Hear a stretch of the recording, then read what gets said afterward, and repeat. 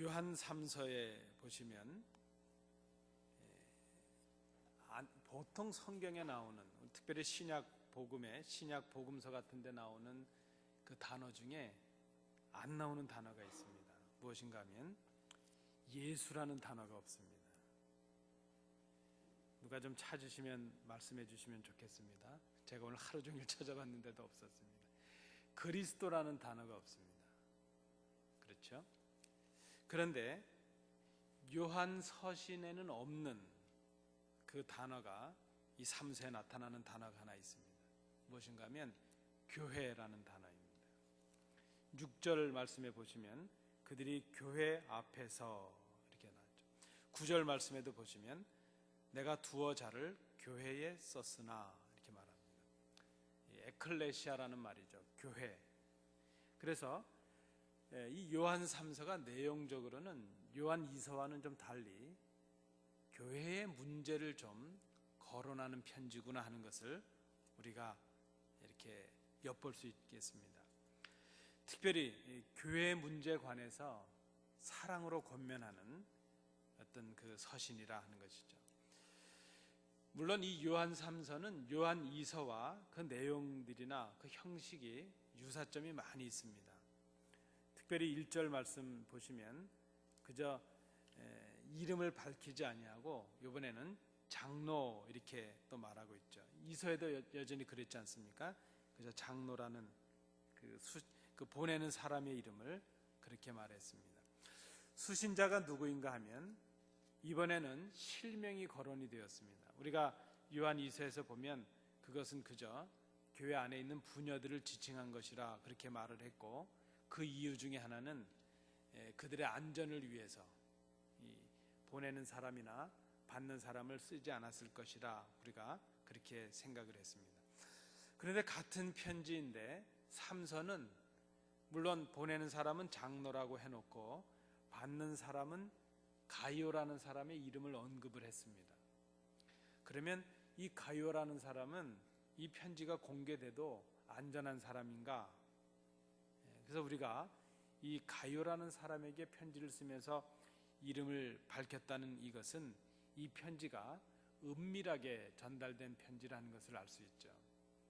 교회 공동체 전체에게 주어지는 편지가 아니고 가이오라는 한 개인에게 혹은 공동체에게 전달이 된다 할지라도 공개되지 아니하고 은밀하게 전달되었던 편지였을 것이라 이렇게 우리가 볼 수 있습니다.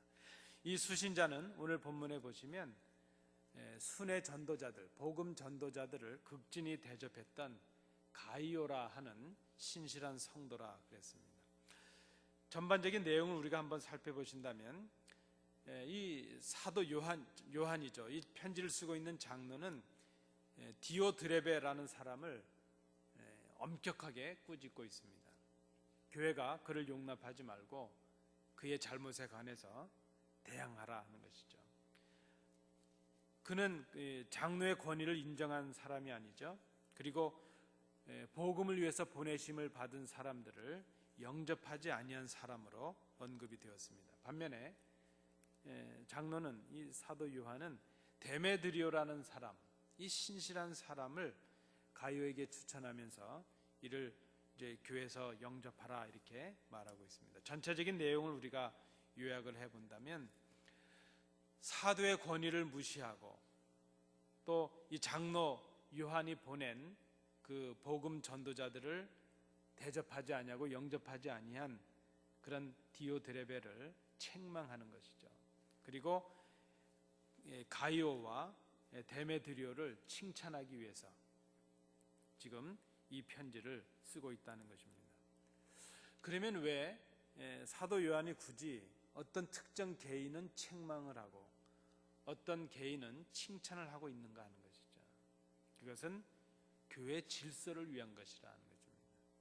교회가 그저 교회를 어지럽히고 복음을, 거짓 교훈을 전하고 교회 덕을 세우지 못해서 교회를 무너뜨리는 그런 일들이 있을 때에 그저 사랑이라는 명목으로 그냥 덮어둬서는 안 된다는 것입니다. 여러분, 우리가 특별히 신약 그 성경 중에서 사랑을 가장 많이 주장한 분을 우리가 요한으로 꼽습니다. 특별히 요한 1, 2, 3서는 사랑의 서신이라 우리가 그렇게 말합니다. 그런데 사랑의 서신을 말하는 이 사도 요한이 엄격하게 교회 질서를 위해서 교회를 흐트러뜨리는 사람들을 책망하고 있다는 것을 우리가 잘 생각해야 될 것입니다. 그 내용을 위해서, 교회를 바로 세우기 위해서 이 편지를 쓰고 있다는 것입니다. 우리가 절수로 9절로 본다면 1절부터 4절의 내용이 서론이고 서신의 인사 부분이라 말할 수 있겠습니다. 그리고 5절부터 12절은 본론에 해당합니다. 특별히 두 내용으로 나눈다면 5절부터 8절에 나타나는 내용은 가이오에 대한 칭찬의 부분이고 9절부터 10절에 대한 말씀은 디오드레베에 대한 경계의 말씀입니다. 그리고 11절, 12절은 데메드리오에 대한 추천의 말씀이 주어지고 있습니다. 그리고 이제 마지막 13절부터 15절은 결론 인사말로 이 편지가 끝나고 있습니다. 오늘 우리가 서론 부분을 함께 살펴보시고 다음 주에 마지막 부분을 살펴보시도록 그렇게 하겠습니다. 서론 부분은 인사 부분입니다. 편지의 인사말이죠. 장로인 나는 사랑하는 가이오 곧 내가 참으로 사랑하는 자에게 편지하노라 이렇게 말합니다. 이 사랑한다는 말이 같은 절에 두 번이나 들어가 있습니다. 왜 이렇게 썼을까요? 정말 사랑한다는 것이죠. 사랑하는 가이오, 내가 참으로 사랑하는 가이오. 지난번에도 우리가 요한 2서를 살피실 때에도 이 부분을 우리가 보셨는데요. 요한 2서 1절을 보시겠습니까? 장로인 나는 택하심을 받은 부녀와 그의 자녀들에게 편지하노니 내가 참으로 사랑하는 자요. 여기 참으로라는 말이 오늘 3서 1절에도 쓰였습니다. 참으로 사랑하는 자 그랬습니다. 이 참으로라는 말은 진심으로, 진정으로 이런 감정적인 부분이라기보다는 진리라는 뜻으로 우리가 받는 것이 좋겠다 생각합니다. 먼저 우리가 이 가이오라는 잘 알려진 사람에게 편지를 쓰고 있는 이 장로에 관해서 먼저 생각을 해보겠습니다. 우리가 지난번 2서 살피실 때도 상고해 보신 내용이긴 하지만은 그저 나 요한은 이렇게 말하지 아니하고 장로는 이렇게 말합니다. 특별히 이것은 자기의 신분을 말하는 것이 아니죠. 우리가 이 당시에 사도라든지 혹은 감독이라는 것은 공식적인 직함으로 볼 수 있지만 한 교회 장로라는 것은 어른이죠. 존경받는 신앙인입니다. 그래서 이 사도 요한이 감독이라든지 혹은 사도의 권위로 지금 이 말씀을 하고 있는 것이 아니라 어떤 그 공식적인 권위로 그저 좀 주장하는 것이 아니라 신앙의 선배로서 삶의 경륜을 가진 인생의 선배로서 교회의 어른으로서 지금 이 가이오에게 또 혹은 교회에게 권면하기 위해서 장로인 나는 이렇게 쓴 것으로 보여집니다. 편지를 받고 있는 사람은 가이오라는 사람입니다. 가이오라는 사람의 이름의 뜻은 기쁨이라는 뜻입니다. 말씀드린 대로 이렇게 가이오라는 사람의 이름을 밝힌 이유는 이 편지가 공개적인 편지가 아니고 개인적으로 은밀하게 주어진 편지일 수 있고 신실한 믿음의 공동체에게 은밀하게 주어진 편지라 하는 것을 우리가 생각해 볼 수 있습니다. 가이오라는 이름은 신약 성경에 보통 3명의 이름이 따로 언급이 되어 있습니다. 이 세 사람을 오늘 본문의 이 사람과 동인으로 보느냐 아니냐 하는 것은 해석에 좀 논란들이 있습니다. 어떤 사람들은 제가 지금 말씀드리는 사람 중에 한 사람을 이제 그렇게 본문의 가이오와 동일한 인물로 보기도 하지만 또 많은 분들은 무관한 사람으로 보기도 합니다. 제가 좀 소개를 해드린다면 사도행전 19장 29절 말씀해 보시면 마게도냐인으로서 아리스다고라는 사람과 더불어서 에베소에서 난동이 났을 때에 사도 바울과 함께 고난을 같이 받았던 사람이 있습니다. 그의 이름이 가이오 이렇게 기록이 되어 있습니다. 또 다른 가이오가 있는데 그는 더베라는 곳의 가이오라 이렇게 알려진 사람입니다.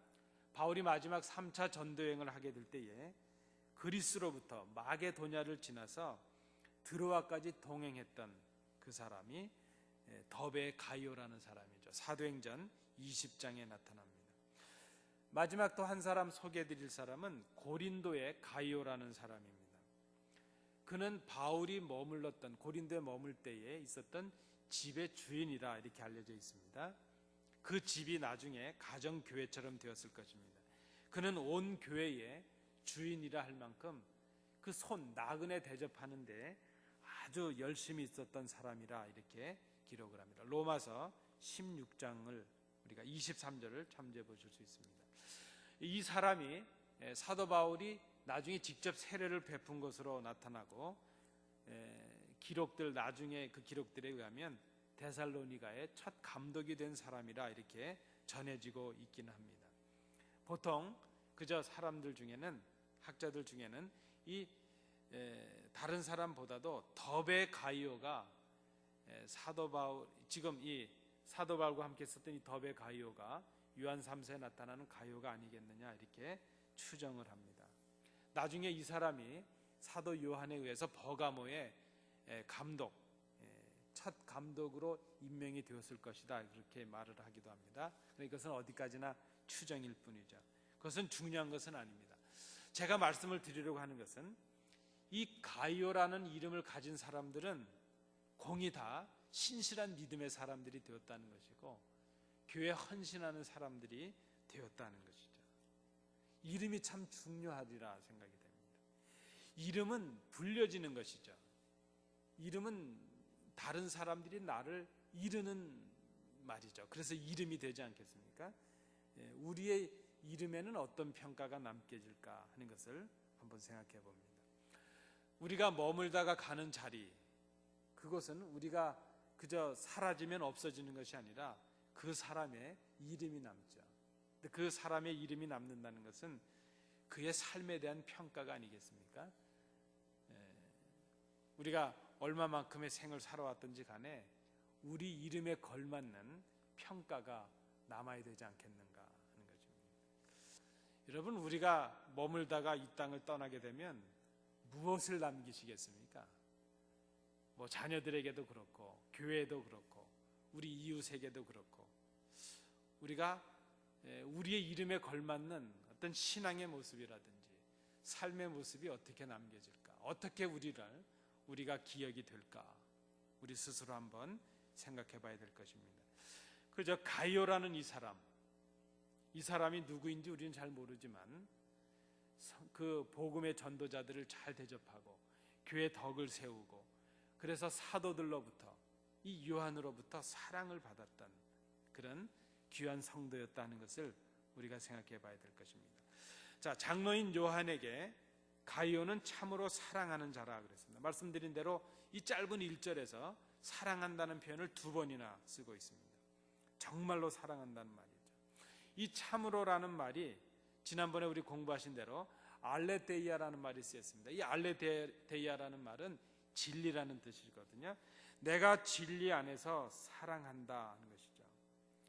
에고 아가포 엔 알레데이아 그랬습니다. 에고라는 말은 내가라는 뜻이고 아가포는 아가페라는 것이죠. 사랑한다.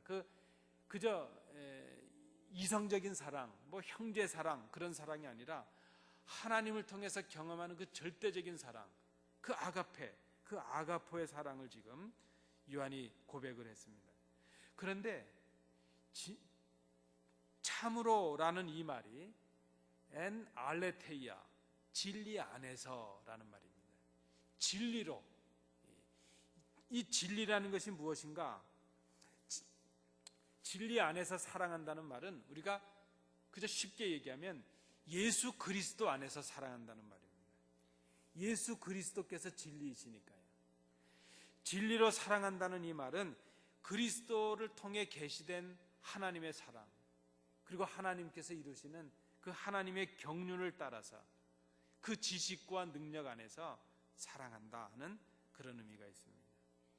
여러분, 우리가 성도로서 서로 교제하고 사랑한다고 말할 때는 그저 단순한 친교를 말하는 것이 아닙니다. 그저 감정적인 혹은 내 이익이나 유익에 맞춰서 서로 친교하고 친분을 맺는 그런 것이 아니라는 것입니다. 그런 말이 있지 않습니까? 피를 나눈 사이다, 그런 말이 있죠. 피는 물보다 진하다, 그런 말이 있지 않습니까? 어떤 가족애라든지 형제애라든지 이것은 좀 더 각별한 사이가 되는 것이겠죠. 우리는 예수 그리스도의 보혈을 나눈 관계들이죠. 예수 그리스도의 보혈로 인해서 우리가 하나님의 자녀가 되고 한 형제가 된 사람들 아니겠습니까? 그래서 나의 조건이나 이해의 유무에서의 사랑이 아니라 우리가 말하는 이 진리 안에서 사랑한다는 것, 참으로 사랑한다는 이 말은 예수 때문에 사랑한다는 것입니다. 지금 요한이 가요를 향해서 내가 참으로 사랑한다, 이 말은 내가 진심으로 이런 감정을 뛰어넘어서 예수 그리스도의 진리 안에서, 복음 안에서 예수 그리스도 때문에 내가 사랑한다, 이렇게 말합니다. 그래서 오늘 본문에 말하는 이 사랑이라고 하는 것은 그 출발과 근거가 예수 그리스도이십니다. 여러분, 우리가 성도로서 사랑한다는 것은 그 출발과 동기가 그리스도 때문이어야 됩니다. 그리스도 때문이라는 것은 그래서 때로는 나는 사랑하고 싶지 않은데 사랑해야 됩니다. 나는 좀 탐탁지 않은데 그리스도 때문에 순종해야 될 때가 있습니다. 그래서 오늘 본문에서 말하는 이 진리 안에서 사랑한다는 이 말은 순종이 먼저입니다.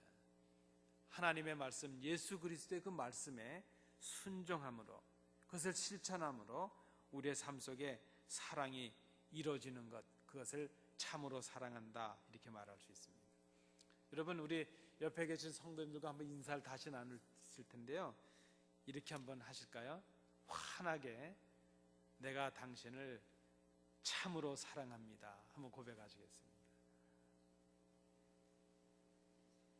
감사합니다. 그 의미를 이제는 생각하셔야 됩니다. 엔 알레테이아, 진리 안에서 예수 그리스도 때문에 복음을 위하여 내가 사랑합니다. 그래서 우리의 사랑의 완성은 그리스도께 순종하는 데서 시작이 됩니다.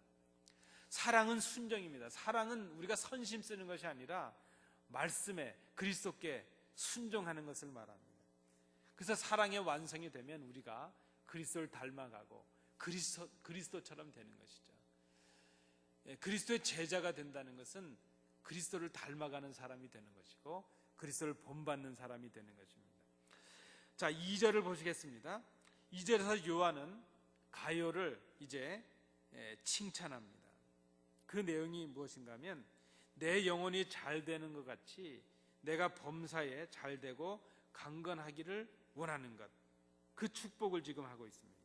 잘 된다는 말은 어원적인 의미로는 좋은 길로 가는 것, 좋은 길로 인도되는 것, 그것을 말합니다. 번영과 성공적인 삶을 의미합니다. 강건하다 하는 이 말은 정상적이고 건강한 것, 건전한 신앙 상태를 말합니다. 그런 건강한 가운데 머물러 있는 것을 말하죠. 자, 내 영혼이 잘됨 같이 그랬습니다. 이 영혼이라는 이 말은 영적인 생명이죠. 영적인 어떤 그 생명력. 우리가 보통 영적이라 그러면 우리의 삶을, 우리의 육체적인 삶과는 좀 동떨어지게 생각하는 분들이 있습니다. 아, 저분 참 신령해. 그러면 육체 삶은 돌아보지 않냐고 그저 영적인 것만 추구한다. 이것은 잘못된 것이죠. 영적이라고 하는 것은 우리의 삶을 포함하는 것입니다. 여기에 특별히 이 영혼이라는 말이 푸시케라는 말이 쓰였는데 이것은 우리의 전 인격, 하나님을 인해서, 그리스도를 믿음으로 인해서 새로 얻게 된 영적인 생명력이 충만한 상태, 그것을 영혼, 이렇게 말했습니다. 요한은 먼저 가이오를 칭찬하고 있는데 그의 육체의 수고를 보기 전에, 그의 어떤 육신적인 어떤 면을 칭찬하기 전에 그의 영적인 면, 신앙적인 면, 하나님과의 관계 속에서의 그 모습을 보고 먼저 칭찬하고 있다는 것입니다. 여러분, 우리가 성도로서 누군가를 판단하게 되거나 혹은 이렇게 평가하게 될 때는 그의 겉모습만 봐서는 안 됩니다. 그가 예수 그리스도와 어떤 관계를 맺고 있느냐, 그의 영적인 면을 보는 것이죠. 그의 삶의 우선순위가 어떤 신앙의 관계에서 어떤 모습을 가지고 있느냐 하는 것을 우리가 먼저 볼 수 있어야 된다는 것입니다. 영적인 면을 먼저 보고 그 영적인 면에 걸맞는 육신의 강건함도 이제 사도 요한이 구하고 있습니다.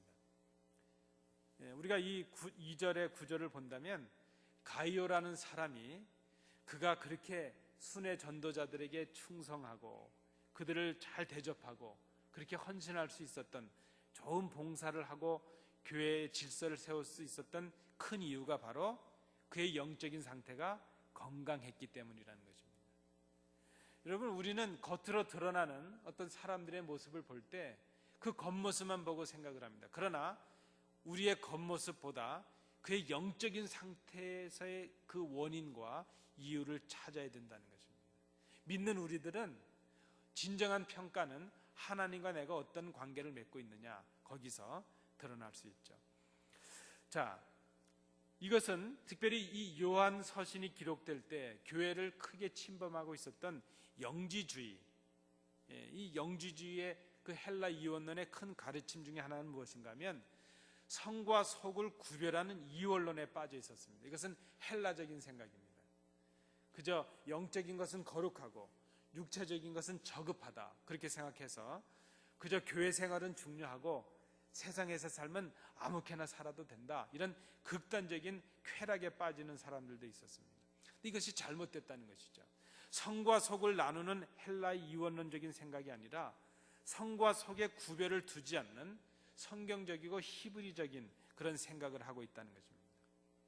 다만 요한이 이 가이오를 평가하면서 먼저 보는 것은 그의 영적인 상태입니다. 이 신령한 지도자들, 우리가 교회 지도자들을 말할 때도 교회 지도자들의 첫 번째 책임이 무엇인가 하면 교인들의 신령상 관계를 살피는 것입니다. 그 옛날 표현이라서 좀 그런데요, 요즘 표현으로 바꾸면 성도들의 신앙의 생활을 잘 감독하고 살피고 도와주라는 그런 의미가 있습니다. 이 지도자가 된다는 것, 그것은 어떤 그 육신적인 일을 도모하는 것보다도 먼저 신령상의 관계를 살필 수 있어야 되죠. 그것이 영적인 지도자라 이렇게 말할 수 있습니다. 교회 지도자들은 교인들의 어떤 영적인 상태, 그들을 어떤 영적인 필요, 또 그들의 영적인 오류, 이런 것들을 잘 파악해서 그것을 살피고 그들이 바른 신앙에 거할 수 있도록 도와주어야 된다는 것입니다. 여러분, 목사도 그렇고 또 우리 장로님들도 그러시죠. 특별히 우리 당회원들의 큰 책임 중에 하나는 교회의 영적인 면, 교회가 신앙에 바로 설 수 있도록 이것을 살피는 일을, 특별한 사명을 가져야 된다는 것입니다. 이걸 위해서 영적인 지도자가 되기 위해서는 먼저 영적인 건강함을 가져야 되겠죠. 그래서 그 신령한 눈, 그 영안을 가지고 그 영적인 상태를 살필 수 있는 그런 분별력이 지도자들에게 필요합니다. 그리고 이 분별력은 부단한 어떤 기도의 훈련과 말씀의 훈련을 통해서 이것이 올 수 있다는 것이죠. 가끔 저는 그런 생각을 해봅니다. 교사가 누구인가? 교사는 가르치는 자라, 보통 이렇게 말합니다. 지도자가 된다는 것, 혹은 본이 된다는 것. 그래서 저는 교사 혹은 지도자, 이 사람들을 이렇게 정의하고 싶습니다. 교사는 누구인가? 가르치는 사람이 아니라 먼저 배워서 보여주는 사람이라는 것이죠. 후학들이 가보지 않은 경험을 먼저 해보고 알지 못하는 것을 먼저 공부해보고, 그래서 그것을 자기의 경험과 자기의 삶을 통해서 보여줄 수 있는 사람, 그 사람이 교사라, 가르치는 자라, 선생이라, 이렇게 말할 수 있습니다. 그런 의미에서 지금 이 지도자 요한도 그러하고 이 가이오도 그러하고 보여지는 것이 달랐다는 것입니다. 그의 육체의 삶의, 그의 헌신과 삶의 모습을 보면서 그의 영적인 상태를 가늠해 볼 수 있는 그런 그 보여지는 모습이 그에게 있었다는 것이죠. 여러분, 우리는 다 지도자들 아니겠습니까? 우리 성도님들은 다 지도자입니다. 우리가 세상에 가면 세상의 영적인 지도자들이고, 교회 와도 우리는 다 지도자의 역할을 해야 됩니다. 뭐 꼭 목사나 우리 장로님들뿐만이 아니라 우리는 다 영적인 지도자이죠. 그렇다면 우리의 삶의 모습이 어떻게 보여지느냐 하는 것이 중요하다는 것입니다. 영적인 삶이 건강한 것처럼 범사에도 잘되고 강건해야 된다 하는 이 말을 우리가 잘못 오해해서는 안 되겠습니다. 이것은 오늘 본문의 맥락에서 우리가 이해할 필요가 있습니다. 우리가 성경을 해석할 때에 범하는 큰 실수 중에 하나가 무엇인가 하면, 마음에 드는 구절을 그냥 그 구절만을 가지고 내 마음대로 적용하는 것이죠. 성경의 구절은 그 문맥을, 왜 이 본문이 지금 이 문맥 안에서 어떻게 이해가 되어야 되는가, 왜 쓰이고 있는가 하는 것을 살필 필요가 있습니다. 사랑하는 자여, 내 영혼이 잘됨 같이 내가 범사에 잘되고 강건하기를 내가 간구하노라 하는 이 말은, 오늘 사도 요한이 가이오를 그 교회 상황에서 말하고 있는 그 문맥에서, 그 맥락에서 이해를 해야 된다는 것입니다. 근데 대부분 이 본문을 잘못 이해를 합니다. 그저 형통의 복으로 이해를 하거나, 뭐 특정 교단에서 말하는 것처럼 삼중적인 복으로 이해를 해서 그저 잘못 이해할 때가 있습니다. 오늘 이 본문을 우리가 다시 한번 잘 생각해 보겠습니다. 영적인 삶이 건강한 것처럼 범사에 잘되고 강건하라 하는 이 말은, 지금 사도 요한이 가이오를 볼 때에 그의 영적인 성숙함을 보았다는 것입니다. 영적인 성숙함을 가진 사람은 그의 실제적인 삶 속에서도 영적인 삶을 실천할 수 있는 그런 강건함이, 그 깨닫고 고백하고 있는 것을 직접 순종함으로 실천하고 행할 수 있는 삶에도 강건함이 있어야 된다는 그것을 말하고 있습니다. 가이오, 내가 지금 영적인 성숙함에 이르러서 이런 신앙의 모습을 가졌다면, 그것처럼 영적인 성숙함처럼 내 삶 속에서도 거기에 걸맞는 실천의 삶이 있기를 내가 간구한다는 그런 의미입니다. 그저 영혼이 잘 됐으니까 물질의 복도 받고 뭐 이런 복도 받고 그렇게 해석할 것이 아니라는 것입니다. 영적으로 성숙한 사람의 육적 삶이 저급하거나 방종의 삶이 되었다면 그의 신앙은 건강한 신앙이라고 말할 수 없습니다. 이것은 균형의 문제이기도 합니다. 한쪽으로 치우칠 문제가 아닙니다. 우리가 보통 건강하다 할 때 참 균형감이 있다 하는 것이죠. 우리가 건강하다는 말을 할 때 균형감이라는 말을 씁니다. 예를 들면 제가 테니스를 좀 좋아하는 때가 있었습니다. 그래서 테니스를 좀 치다 보니까 몸에 이상한 일이 생겼는데, 왼쪽 근육보다 이 라켓을 드는 오른쪽 근육이 더 두꺼워지는 겁니다. 그래서 막 고민을 하니까 어떤 분들이 그 보조 운동을 같이 해서 밸런스를 맞춰야 된다는 것이죠. 이 균형을 갖는 게 중요하다는 것입니다. 우리가 특정 운동을 해서 한쪽 부분만을 발육하고 한쪽 근육이 퇴화하게 된다면 그것은 건강하다고 말하지 않습니다. 건강하다고 하는 것은 몸의 균형이 잘 잡히는 것을 말하죠.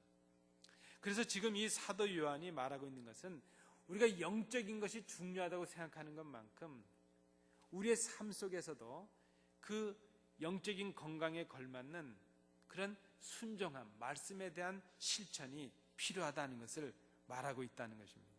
그래서 영적인 이 건강이라고 하는 것, 이것은 바른 질서 가운데 있는 것이고 바른 균형 가운데 있는 것이라 하는 것을 우리가 생각해야 될 것입니다. 이것은 하나님과의 관계 속에 바른 우선순위를 드러내는 것, 그것이 건강이라 하는 것입니다. 건강한 신앙이 건강한 삶을 이룰 수 있기 때문입니다. 말씀드린 대로 그래서 이 구절을 뭐 형통의 복음이라든지 뭐 삼중적으로 축복을 받는, 그렇게 이상하게 해석하는 것은 바람직하지 못합니다. 우리가 신앙으로 고백하는 것을 삶으로도 실천할 수 있어야 된다는 의미입니다.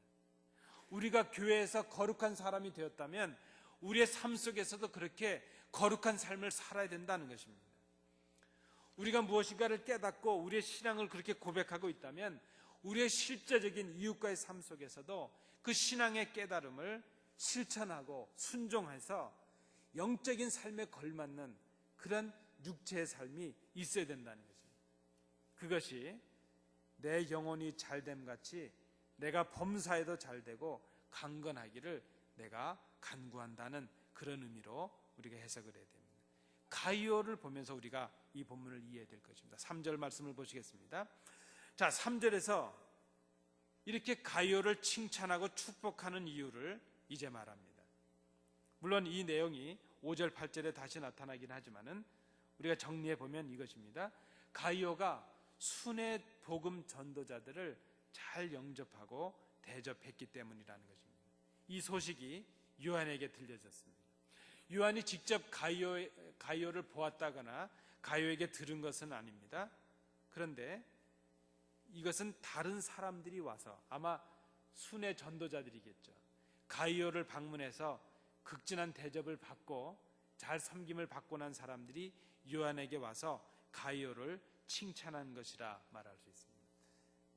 그리고 성도님들 한번 생각해 보시겠습니까? 요한이 가이오를 직접 본 것이 기쁘겠습니까? 다른 사람들이 와서 가이오를 칭찬하는 소리를 듣는 게 기쁘겠습니까? 경험들을 못 해보셨습니까? 여러분이 자녀들이 잘하는 걸 보실 때 기쁘시죠? 그런데 그 자녀들을 다른 사람들이 부모님께 와서 당신 자녀들은 참 귀해, 어쩌면 그러냐고 이렇게 칭찬하면 더 기쁘지 않겠는가 이 말이죠. 저도 그렇습니다. 뭐 다 제 눈에 고슴도치 같아서 저희 아이들 다 예뻐 보이죠. 그런데 가끔 우리 성도님들 중에 칭찬해 주시는 분들이 계세요. 아유, 그렇게 큰 애가 인사를 잘하더라고. 그래서 막 칭찬해 주시면 제가 괜히 기쁜 겁니다. 저는 속이 좁아서 다른 분들이 와서 저 칭찬 안 해주고 다른 분 칭찬하면 전 배가 아프거든요. 그런데 이상하게 자녀들, 제 식구들 칭찬해 주면 그렇게 기쁨이 있습니다. 왜 그런가 하면 제가 그 자녀들과 저희 가족들을 사랑하기 때문이죠. 지금 요한이 가이오를 참으로 사랑합니다. 진실로 사랑합니다. 진리 가운데서 사랑합니다. 그런데 다른 사람들이 가이오를 칭찬하는 소리를 듣게 되니까 그 기쁨이 더 크게 되었다는 것입니다. 바로 그 말이 3절에 나타나는 것이죠. 형제들이 와서 내게 있는 진리를 증언하였다는 것이죠. 그래서 내가 진리 안에서 행한다는 말을 내가 그들을 통해서 듣게 되니까 내가 심히 기뻤다는 것입니다. 여러분, 입장을 한번 바꿔놓고 생각해 보십시오. 우리가 진리 가운데서 행해서 많은 사람들이 예수 믿으면 저렇게 되겠구나, 나도 예수 믿어야 되겠구나, 안디옥 교인들은 참으로 참 진실하고 귀하구나, 이런 평가를 하게 된다면 누가 기뻐하시겠습니까? 주님이 기뻐하시지 않겠습니까? 하나님께서 기뻐하시지 않겠습니까? 바로 우리가 이것을 좀 생각해 봐야 될 것입니다. 자, 소식을 전해준 사람들을 형제들이라 그랬습니다. 본문에는 이 형제라는 말의 헬라어는 아델포스라는 말이거든요. 아델폰, 이 복수형으로 쓰였습니다. 이 형제들이라고 기록되었는데 이들은 복음 전도자들을 가리킨 것으로 보여집니다. 복음을 위해서 그저 위험을 무릅쓰고 그 여행을 하면서 교회를 돌보고 성도들을 돌보고 복음을 전하던 사역자들입니다. 그리고 교회를 옮겨 다니면서 좋은 소식들을 전해주던 그런 사람들입니다. 사역자들입니다. 진리 안에서, 가이오가 진리 안에서 행하고 있다는 좋은 소식을 그에게 전해주었습니다. 복음의 진리를 이제 반대하는 거짓 교사들의 미혹이 많은 때였습니다. 그럼에도 불구하고 가이오가 그 거짓 교사들의 미혹과 위협에도 불구하고 복음을 지키고 복음 안에서 그 그리스도의 가르침을 순종함으로 이제 교회 질서를 세우고 교회의 덕을 세우고 있었다는 것, 그것이 사도 요한에게 큰 기쁨이 되었다는 것입니다. 가이오가 진리를 행한 그 구체적인 행위는 바로 전도자들에게 대접을 했던 헌신과 봉사로 나타났던 사랑이라 말할 수 있습니다. 6절을 보시겠습니까? 사도 요한은 그 가이오의 모든 행위를 사랑이라고 요약을 했습니다. 그들이 교회 앞에서 너희의 사랑을 증언하였느니라 말합니다. 바로 이 사랑입니다. 가이오가 그 복음 전도자들을 극진히 접대한 것이 바로 하나님을 향한 사랑이 되었고, 그리스도께서 말씀하신 대로 하나님을 사랑하고 내 이웃을 사랑하라 하신 바로 그 사랑이었다는 것입니다. 전도자들을 접대하고 교회를 위해서 봉사하고 헌신하는 것이 하나님을 사랑하는 것이었다는 것이죠. 사도 요한은 그의 모든 행위를 사랑이라 이렇게 요약을 했습니다. 이것이 요한에게 큰 기쁨이 되었습니다. 우리 4절을 우리 함께 한번 읽으시고 말씀을 마치겠습니다. 내가 내 자녀들이 진리 안에서 행한다함을 듣는 것보다 더 기쁜 일이 없도다. 요한은 지금 이 가이오 그 성도들의 그 모습을 보면서 자녀라고 고백을 합니다. 내가 내 자녀들이 이렇게 말합니다. 지금 부모와 같은 심정으로 가이오와 성도들에게 권면을 하고 있습니다. 여러분, 참 힘든 일이긴 한데요, 교역자는 부모와 같은 심정으로 성도들을 돌봐야 된다 이렇게 말씀들을 합니다. 또 반면에 성도들은 교역자들을 영적인 부모로 좀 생각하고 배우고 섬겨야 된다 그럽니다. 여러분, 그 천주교에서는요 수녀들을 뭐라고 부르죠? 영어로요?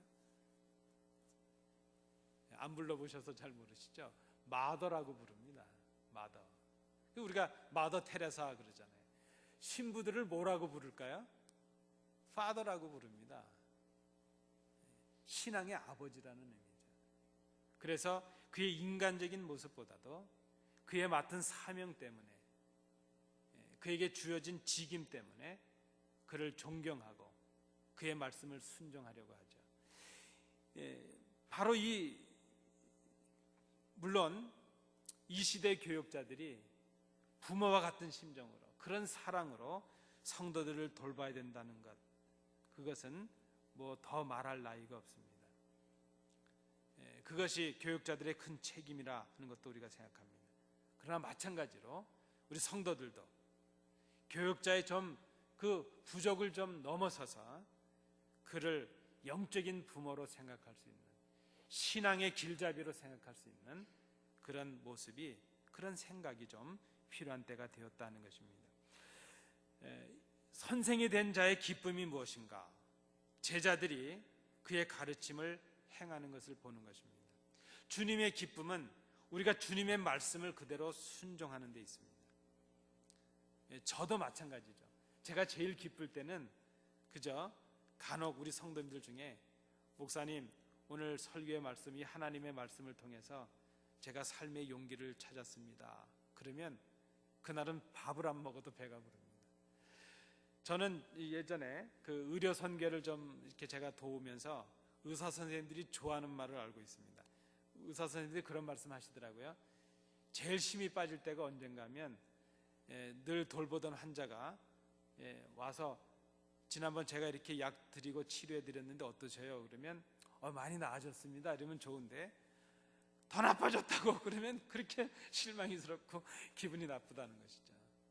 저도 가끔 이렇게 병원을 가게 되면 저를 이제 도와주시는 선생님 제가 뵐 때마다 제가 이렇게 얘기합니다. 선생님 잘 지내셨습니까?